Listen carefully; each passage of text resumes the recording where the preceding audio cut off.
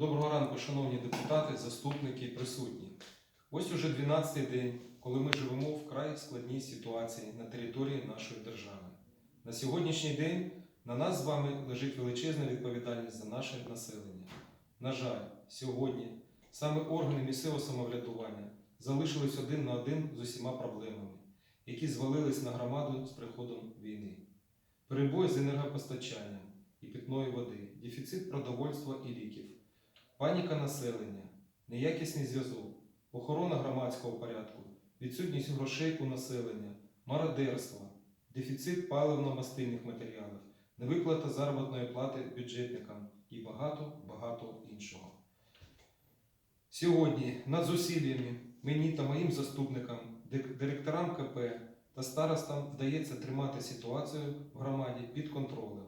Разом ми зуміли налагодити більш-менш ефективну роботу з охорони громадського порядку, населеним пунктам, забезпечуємо сталу роботу лікарні, ПСМД, швидкої допомоги, пожежників та охоронних структур, підприємств ЖКХ та інших організацій, які забезпечують життєдіяльність нашої громади.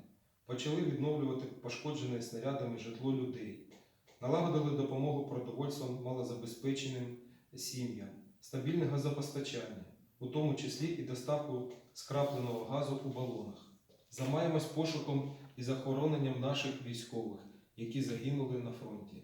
Саме вчора я отримав інформацію, що знайдено ще 2 тіла наших військовослужбовців. Тому в умовах відсутності будь-якого зв'язку було вкрай важливо виїхати до села Ясна Поляна та вирішити безліч питань щодо доставки тіл до моргу.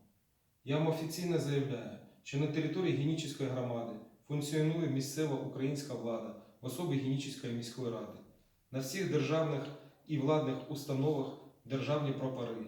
Іншої влади у нас немає. Ми працюємо за українськими законами і Конституцією України. І це все в умовах воєнного стану. Моє основне завдання – зберегти людей і забезпечити їх у цей надскладний час всім необхідним для життя. Скажу відверто, і я, і уся команда, і старости дуже втомилися. Ми працюємо щоденно без вихідних, виконуючи колосальний обсяг роботи.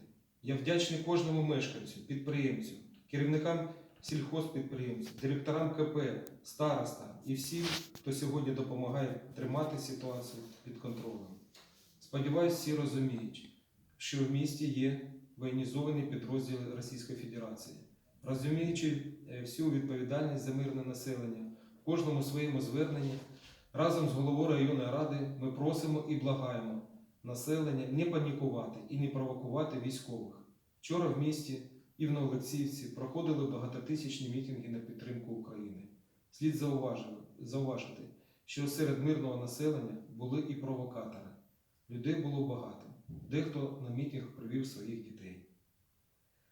Скажіть мені, хто несе відповідальність за проведення цієї акції? Хто б відповідав за те, якщо що пішло не так? Якщо хтось зробив провокацію і постраждали люди? Мабуть, міський голова. Від міської ради взагалі звинуватили мене і мою команду в тому, що ми не прийняли участь в акції. Звертаю увагу, що ні в Херсоні, ні в Мелітополі і деяких інших містах мерів також не було. Бо повторююсь, що наше основне завдання – зберігати людей і забезпечити їх всім необхідним для життя. Прикро, що не всі учасники мітингу це розуміють. І сьогодні звертаюся до кожного.